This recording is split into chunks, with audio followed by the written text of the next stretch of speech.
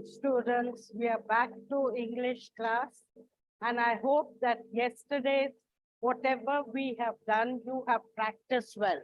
No doubt, again, I'm going to revise that, but in the meantime, I expect you to revise as much as you can and practice. Grammar is something that you cannot by heart. You have to practice, go on writing, and finding out where you are going wrong.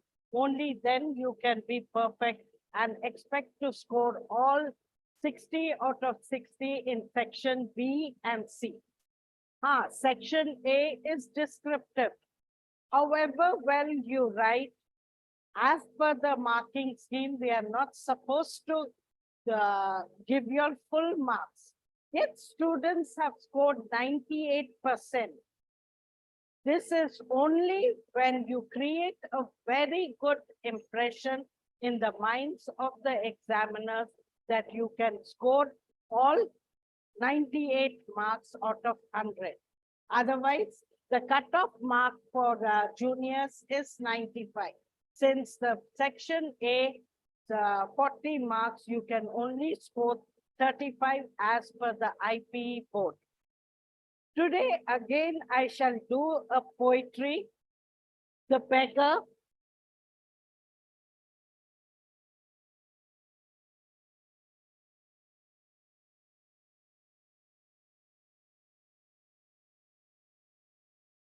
By Dr.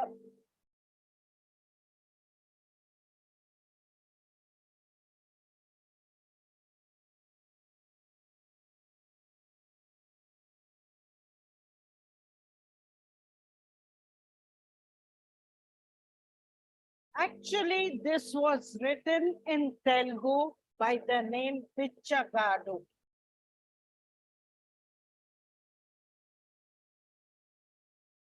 Pichagadu in Telugu, which means the beggar, and this has been translated by Dr. N. Surender into beggar.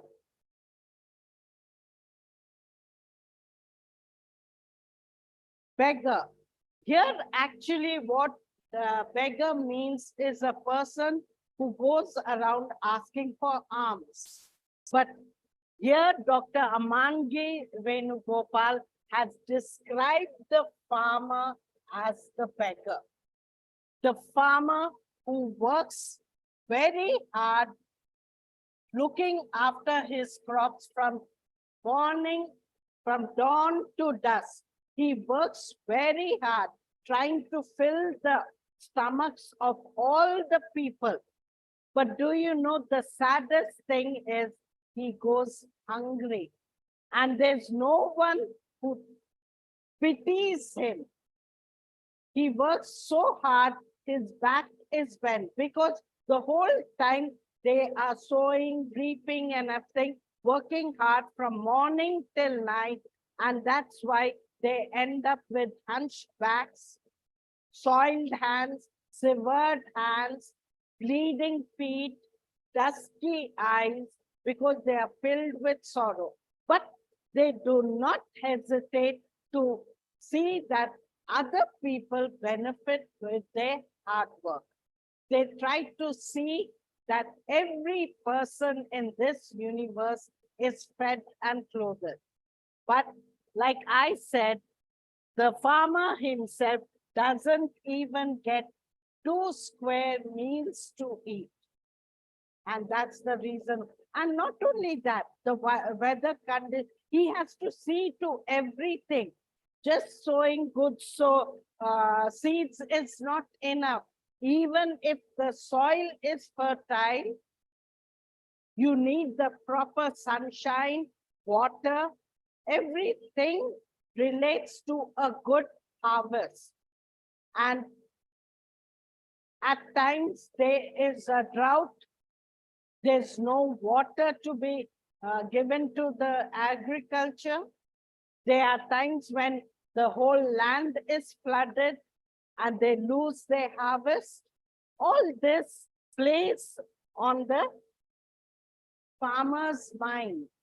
They are always worried They don't know whether that this time they crop, whether it's going to be a good bumper or not.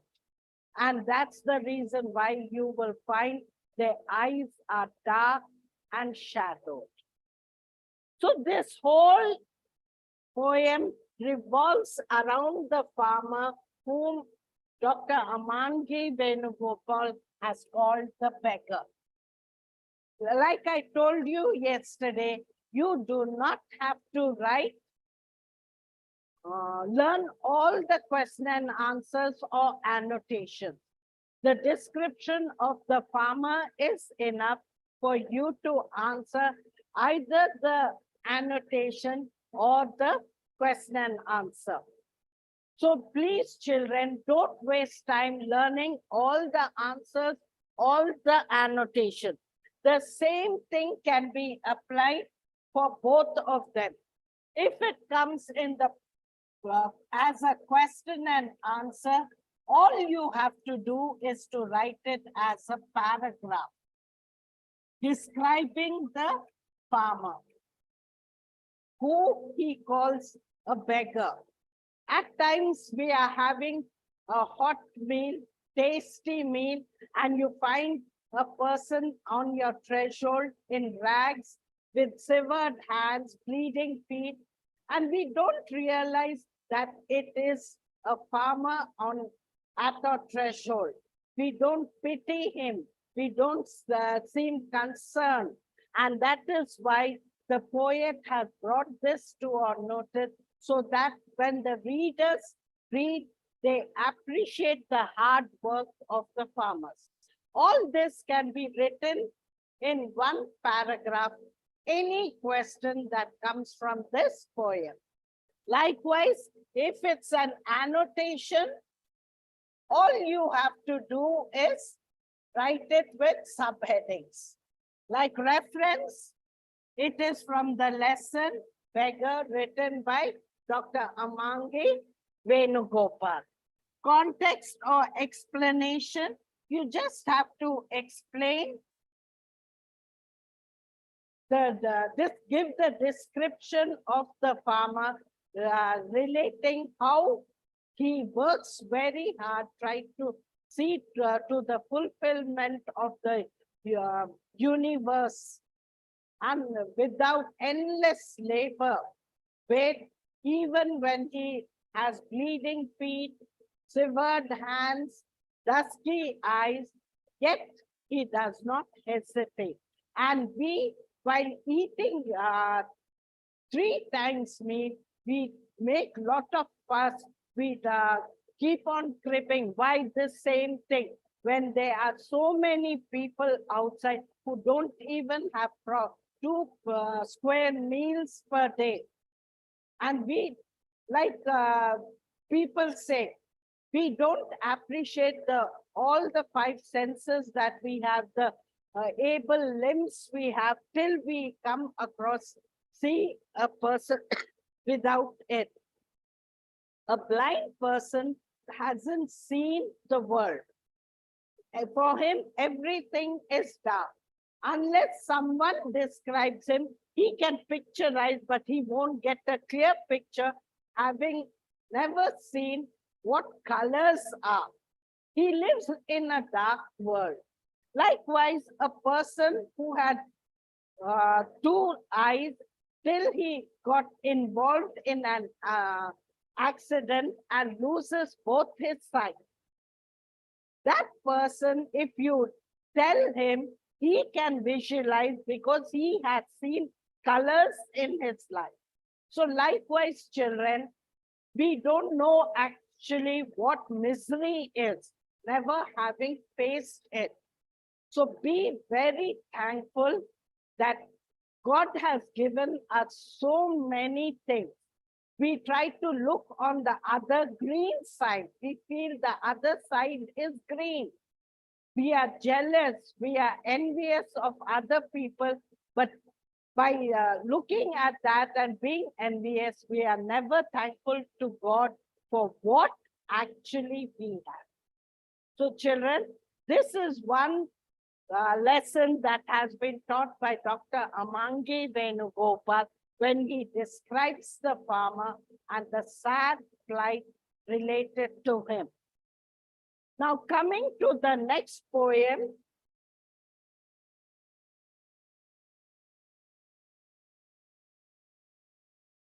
The Noble Nature.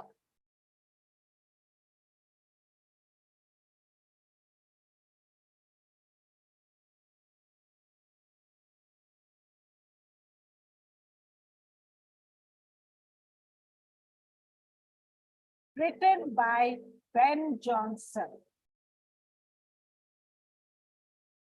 Jonson doesn't have H. Ben Jonson, where he talks about the nature. Here he gives the contrast between an oak tree and the lily.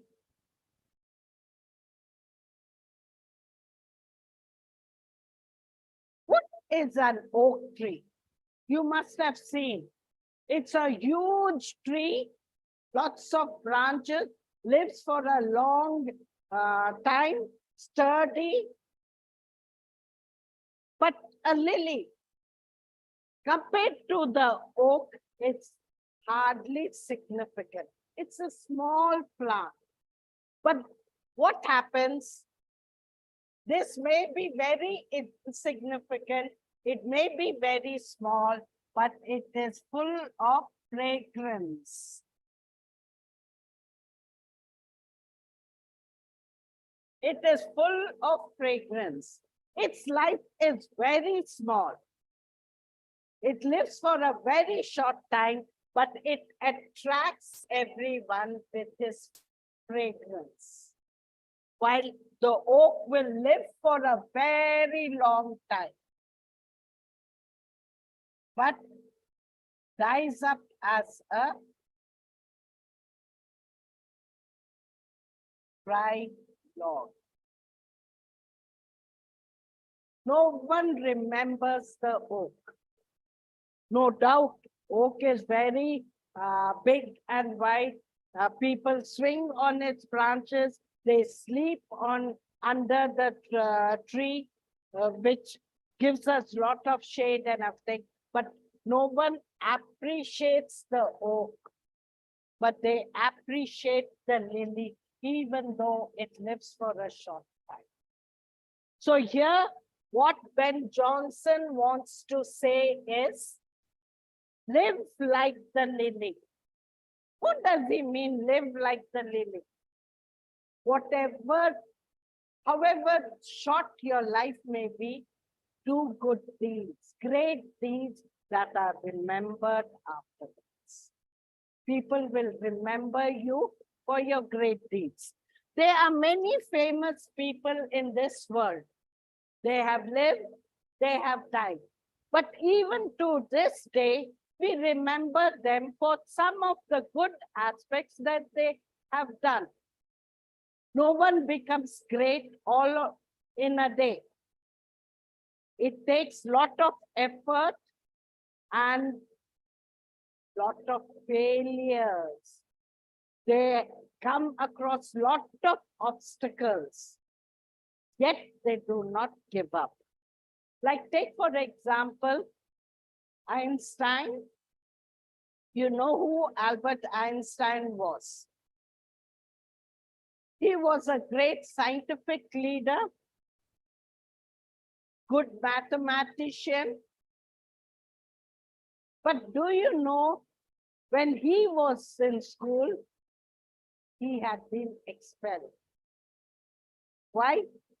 He was filled with curiosity. When teachers used to teach him something, they expected him to learn by heart, especially in history class. You have a lot of dates when the wars took place and everything. You have to learn the dates. He was not interested in learning it by heart. He said, what's the point? The dates are in the book. If you want to know, you just open the book, you get the dates. What he wanted to know was what was not written in the books. But as you know, teachers get very irritated when unexpected questions are asked.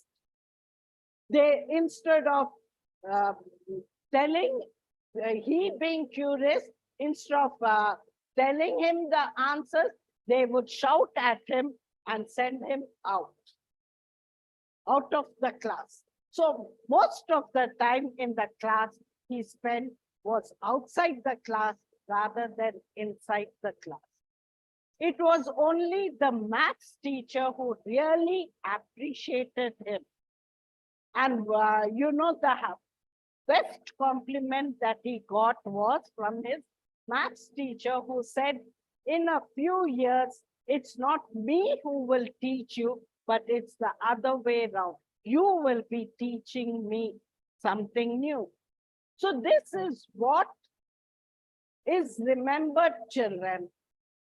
You know the great persons, whether it is Abraham Lincoln, whether it was Gandhiji, all these people incurred lot of obstacles, lot of failures, but they never gave up.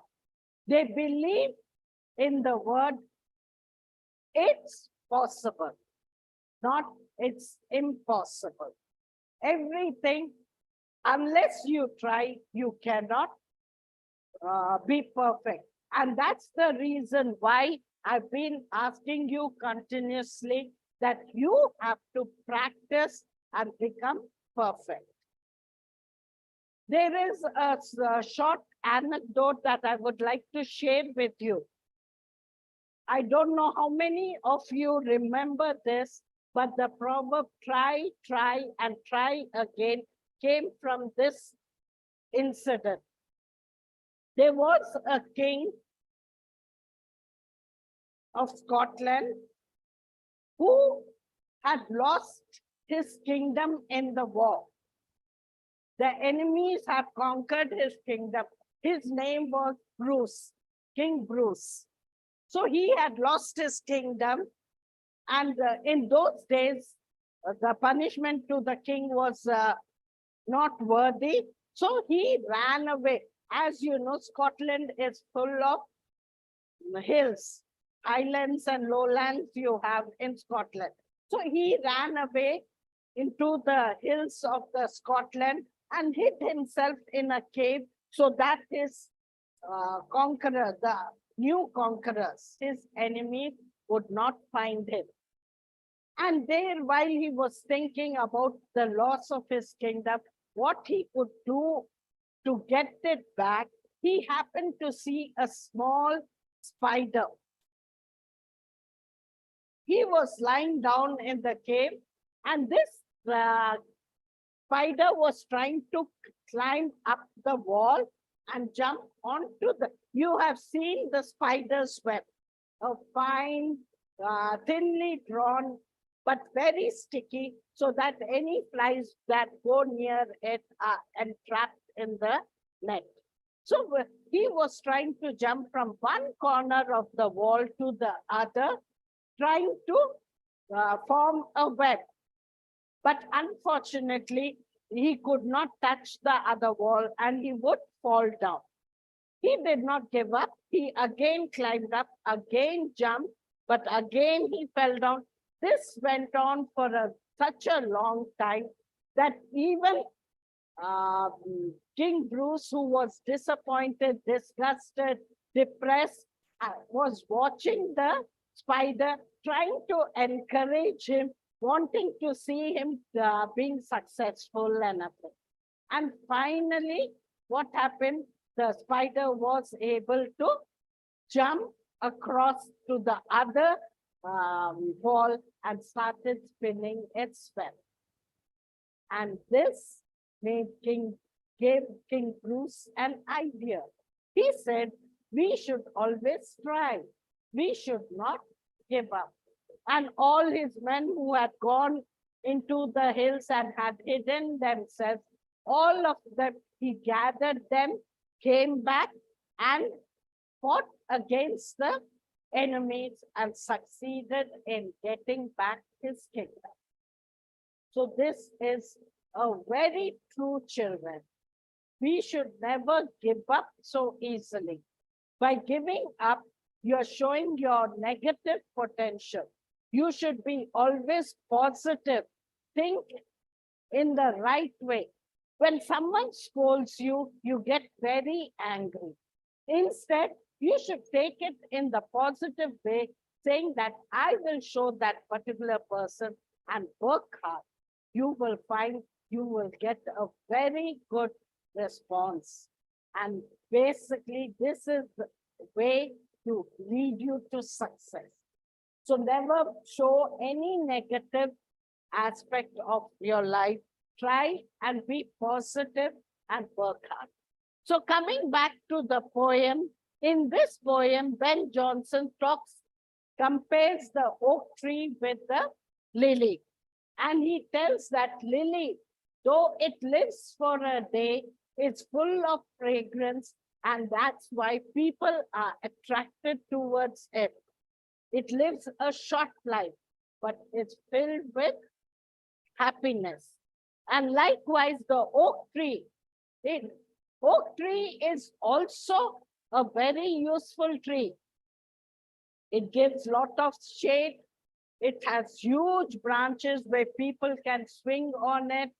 But whatever is, though it lives for a long, long time, goes tall, stout, and a thing, no one remembers or appreciates it. And likewise, man should also lead a worthy life, just like the lily.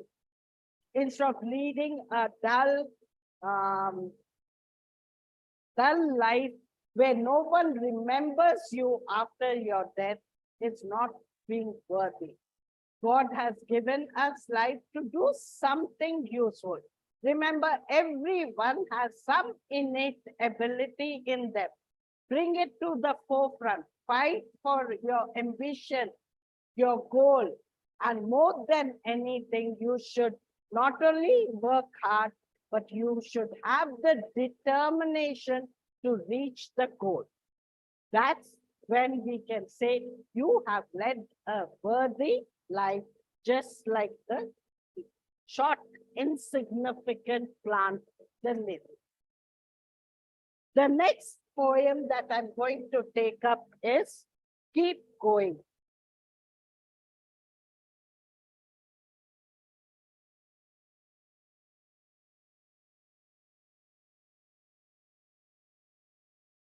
This is by Edgar Guest.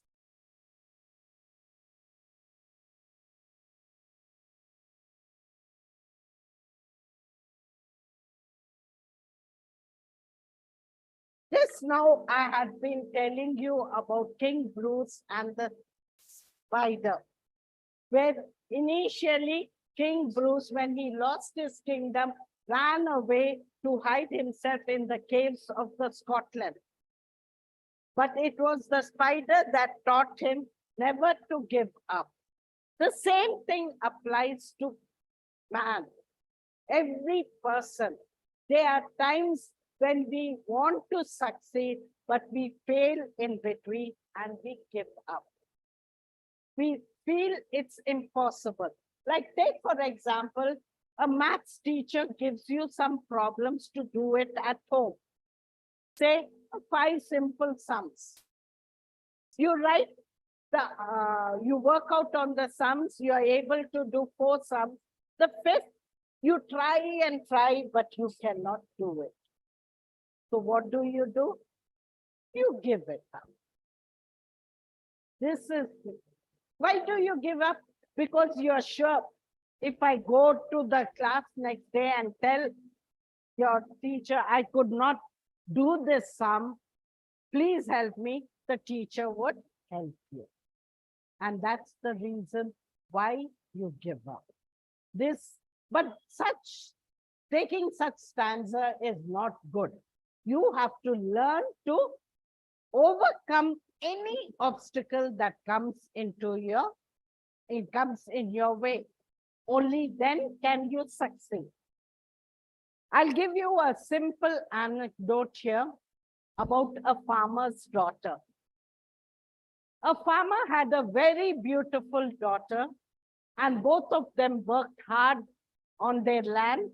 But one day, the farmer needed to buy seeds and he did not have any money. So what did he do? He went to a money lender and borrowed money to sow seeds. He promised the money lender that he would repay. But days went by, months went by, he couldn't repay. Now, this money lender was a cunning old man. He was not only good looking, he was quite aged, but he had his eyes on the farmer's daughter, who was very beautiful, young and beautiful. So one fine day, while they were working in their fields, he came and he said, "When are you going to pay the money?" The farmer was quiet. He couldn't answer. So he said, "Okay, you can do one thing. I will forfeit your debt. You get your daughter married to me." Now, both father and daughter were shocked to hear about it. They said the daughter did not want to marry, and neither did the farmer want his daughter married to the money lender. So they were about to refuse when the money lender said, "Okay, we will leave it in the hands of the providence. I have a bag." Usually the money lenders have bags, money bags. I have a bag here. The field was strewn with pebbles, different colors, black, white, and everything. So he says, "I'm going to put 2 pebbles into this bag, one black color and one white color. Now, if your daughter picks up the white pebble, she is free. And neither do you have to. I will forfeit you needn't pay me back my money. The debt is cleared. But if she picks up the black pebble, she has to marry me, but I'll waive off your debt," he tells the farmer. And he bends down and picks up 2 pebbles and puts it in the bag. Now the farmer was flustered and he didn't notice anything. But the girl had very keen eyesight and she happened to notice that the man put 2 black pebbles into the bag. And also he said one thing, "If she refuses, I will send you to jail." Now, what was she going to do? If she refuses, her father goes to jail. If otherwise she has to sacrifice, because she knew if she picked up, it would be black pebble and that she would have to marry him. And she was scared to tell that the man had cheated them, because even if she said, the father would go to the jail. Now, what was she going to do? She had to think out of mind. This is what we say. When you are in trouble, you clutch at straw. You try to escape. When a lion is coming, you just don't wait and say, "Come lion, eat me." You try to think of ways and means to escape. Now, this girl was in a quandary. Either her father had to go to jail or she had to sacrifice herself. So she thought and she came up with an idea. You wouldn't guess what a beautiful idea she had.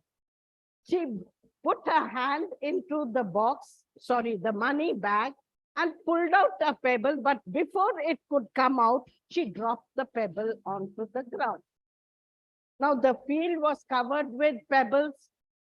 So which pebble did she throw? You couldn't make. So she said, "Ouch, I'm very sorry. How clumsy of me. But don't worry. There's another pebble in the bag. And that tells me which pebble I had picked." And now the money lender couldn't say she had picked the black pebble. Since the other was black, it is assumed that she had picked the white pebble. So children, this is what that teaches us how to go about in life. There are many obstacles that we come across, but we cannot just give up. Like I said, in terms, when we are in danger, you try to find ways and possibles to escape from danger. Likewise, when you are in trouble, when you have obstacles, take a positive view, work hard, work with determination, patience, and you will find the work you have succeeded in your way. Maybe we cannot change the country, but whatever in our way we can do, we can definitely do and help the country. And one way is progressing. Take an optimistic view of everything, and instead of pulling a dull, blank, gloomy face, always keep smiling. If you go to any house in your neighborhood, your family and everything, you will find every family has problems. It's not the person who smiles doesn't mean they don't have problems. They hide their pain behind the smile, because smile encourages not only you, but the people around you. So children, remember this, move forward with good intention. And that's what the Edgar Guest tells you. Keep going. You come across innumerable obstacles. Don't give up. Who knows, the moment you give up, had you carried on for a short while, you would have succeeded. So he said, if you are tired, rest. But anything, don't give up. Go on pursuing whatever it is. Remember one thing, all great people came across obstacles and failures also, but they did not give up. And that's what this poem, Keep Going, by Edgar Guest, tells you. Go on trying, and you will find you have succeeded. So with this, we come to the end of the 5 poems. Out of these 5 poems, children, you can give up any one. You don't have to learn all the 5. First one was Happiness by Carl Sandburg.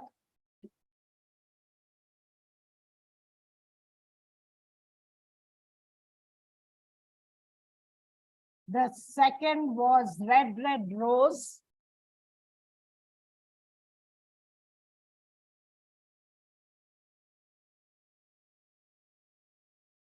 by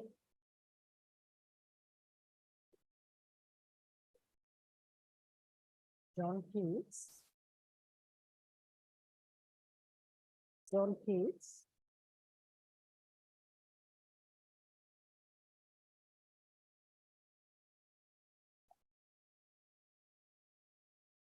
Robert Burns.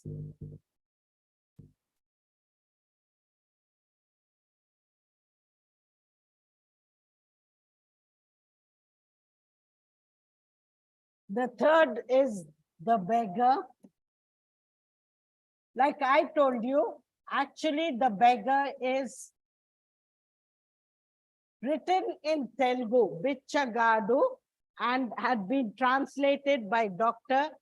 N. Surender. The Bichagadu was written by Dr. Amangi Venugopal.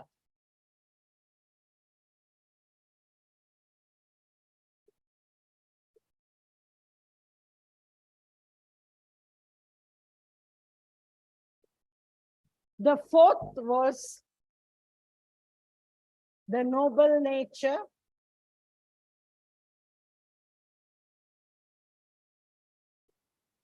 by Ben Jonson.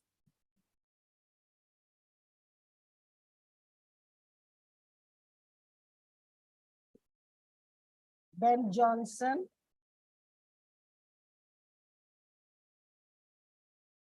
And last is keep going.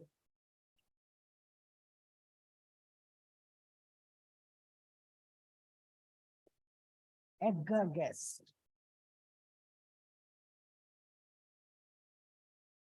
These are 5 poems that is in your syllabus. Johnson. I told them and I myself.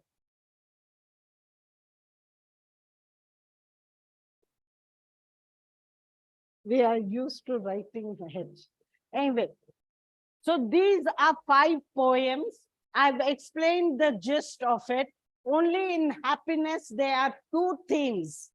One is where the poet Carl Sandburg goes in search of the answer, what is happiness? And the second theme is where he finds the meaning of happiness when he sees the group of Hungarians. But the others all have one thing, Red, Red Rose by Robert Burns, where he loves his beloved and tries to describe her and tells that his love is immortal.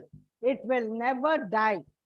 And The Beggar by Dr. Amangi Gopal, where he talks about the farmers. So farmers, they plight, how they suffer, but they never give up. They are trying to provide fruit for the universe. The Noble Nature, Ben Jonson talks about the oak tree, compares the oak tree with the lily. The oak tree is very big, huge, lives for many years, but no one remembers it. And it just, at the end of its life, is a dry log.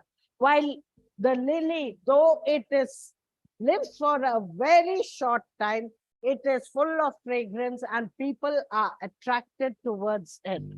And the last, Keep Going by Edgar Guest, talks about never giving up anything. When you decide on any goal, if you're ambitious enough, he says, keep going. Be determined, show your will path and continue it. When you are tired, he says, rest for some time, but then go on. Don't give up. So out of the 5, learn any 4. When I say 4, it can be either in the form of annotation or in the form of question and answer. If the question comes in the form of question and answer, write it as a paragraph. If it comes in the form of a annotation, write the 3 subheadings and that's it. So in a poem, all you have to do is learn 4 answers thoroughly. But remember, children, English looks very easy, but the sentence formation should be there, no spelling errors, grammatical errors, and never forget the names of the poet and the lesson.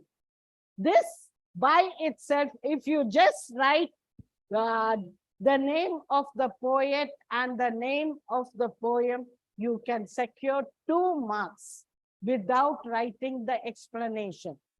Please, children, just because I said this is for the slow learners. Those who are writing, they're for betterment. In the reference, you also mention a little bit of the poet and try to, don't make it very lengthy. Remember, it's not the quantity that counts, it's the quality of your answer. 4 marks, 1 page is sufficient. You have lots to write. The objective is there, but in descriptive itself, you have 10 answers to be written. And that takes lot of time, lots of pages.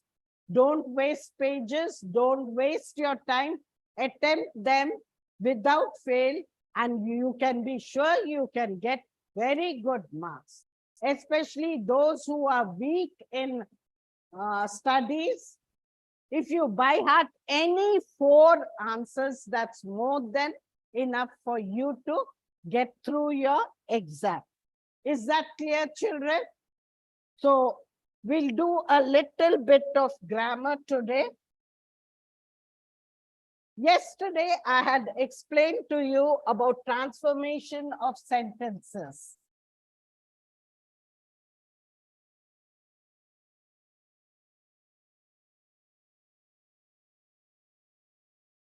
In this transformation of sentences, one thing stands out, that when you change from one to the other, the meaning should not change. Like I took up first active, passive, voice.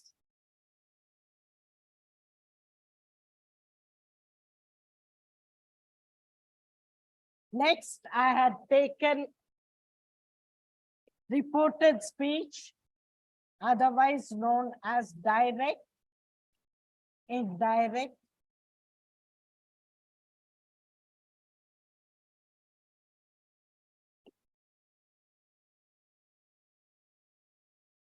and I also had taken degrees of comparison.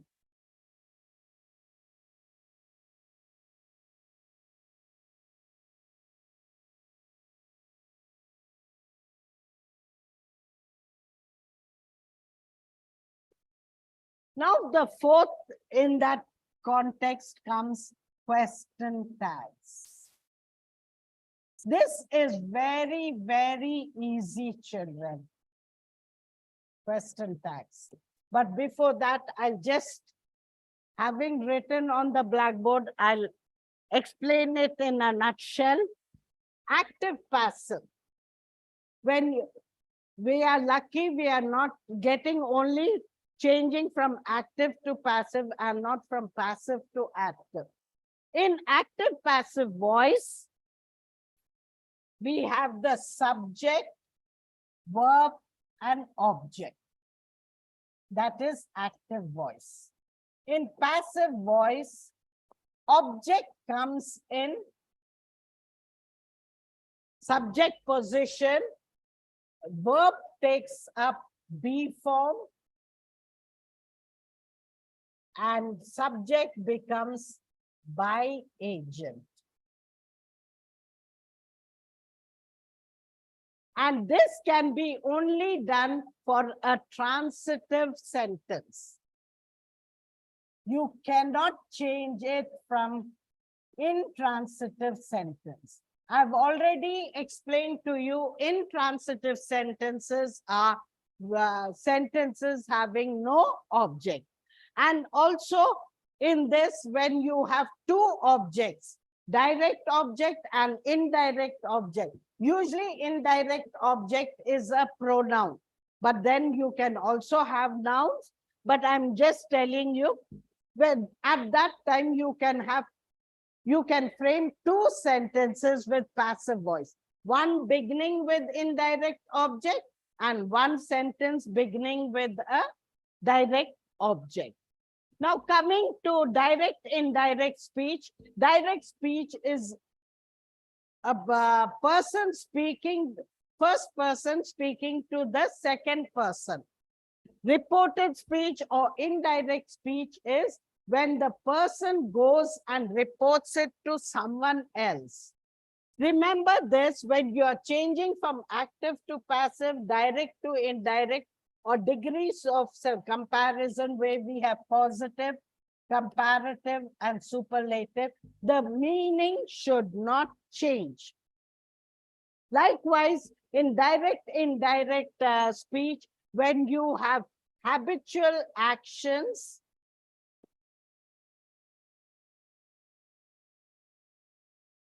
or facts, scientific facts, like the sun sets in the evening, or the sun rises in the east. These never change. So you cannot use it in the past tense. It is always remains in the present. The teacher said the sun rises in the east. The teacher said that the sun rises in the east. So these do not change. Now coming to degrees of comparison, I've explained to you as adjective as is used in positive degree.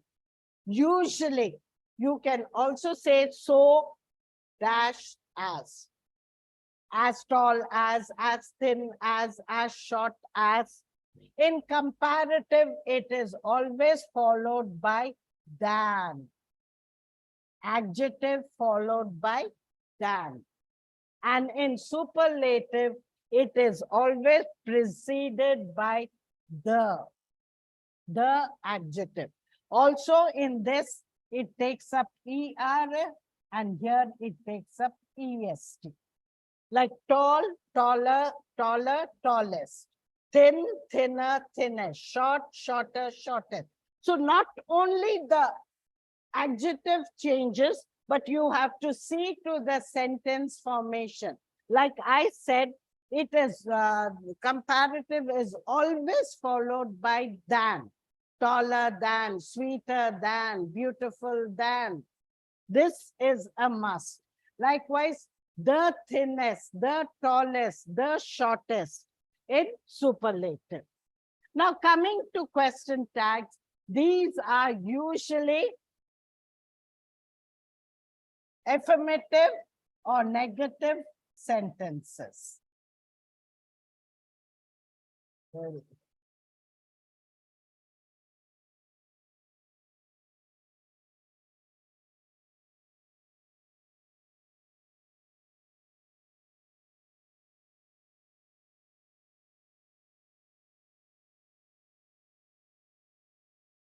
It is raining.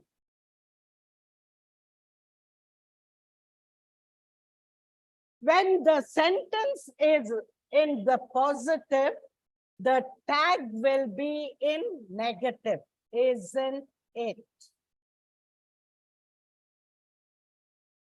Did you understand, children? It is raining, isn't it? Dogs are barking.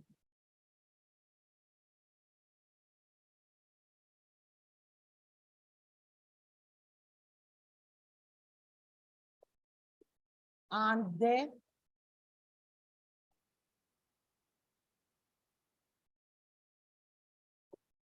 So yesterday I had explained to you the B forms.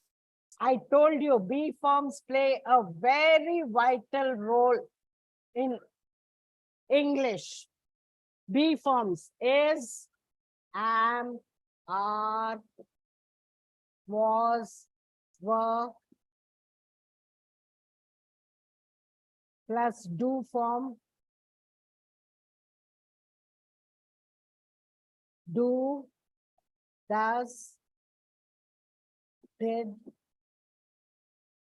then have form,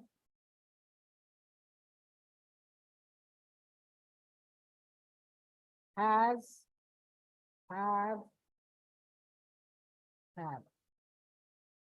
Okay, these play a very vital role in question tags. When the sentence is in positive, is raining, it is changes to isn't it.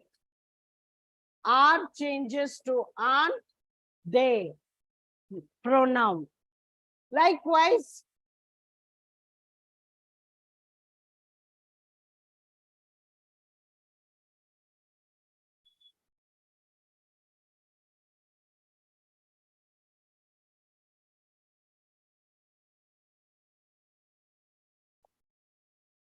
okay, 1 second. I'll come back to this. Mm.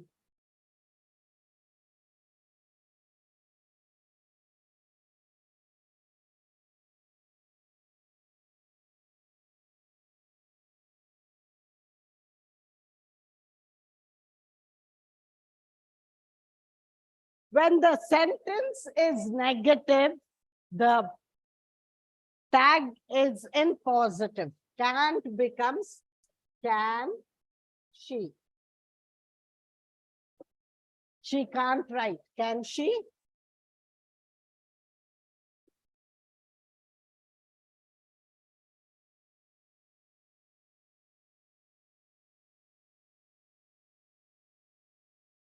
He doesn't. Again, negative. Write in positive. He doesn't work, does he?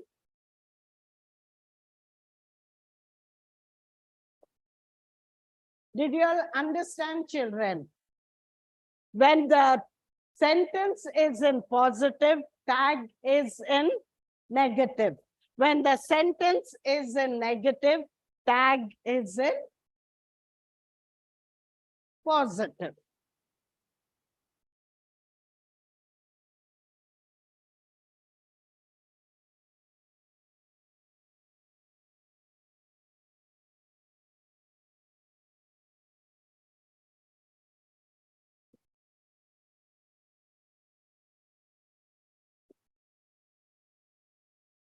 Now, there is no auxiliary verb.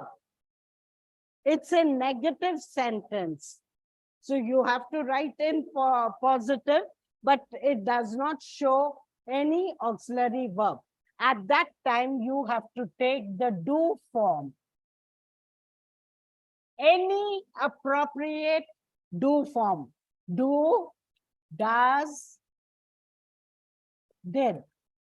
This is when the state tag, you need to put the positive form. She never tells lies, does she? So when there is no auxiliary verb, you use the do form, whether it is positive or negative. The appropriate form is taken.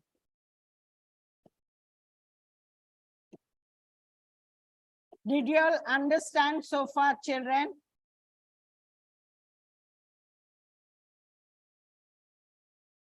Okay, another.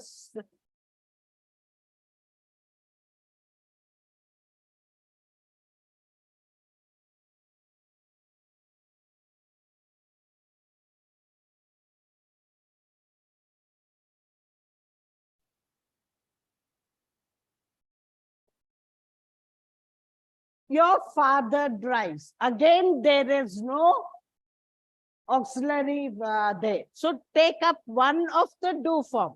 It is in positive, so it should be negative. Your father drives, doesn't he? So this is one of the easiest unit in grammar.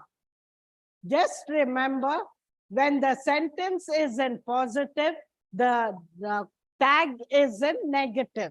If the sentence is in negative, the tag is in positive. And when there is no auxiliary verb, you take one of the do form, where the appropriate, whether it is positive or the negative form of do. So this is what is about question tags, one of the easiest chapters in English. So here we shall end the session, children. I hope you have understood. We have completed poetry and we have completed parts of speech, articles, and question number 11, rewrite as directed. There are many parts of grammar which you all have to practice. Like I cannot teach you comprehension, correction of errors and everything. You have to do it on your own. I'll try to come up with a few exercises, but Basically, it is more of practice from your side, children. Have a good day. Allah Hafiz.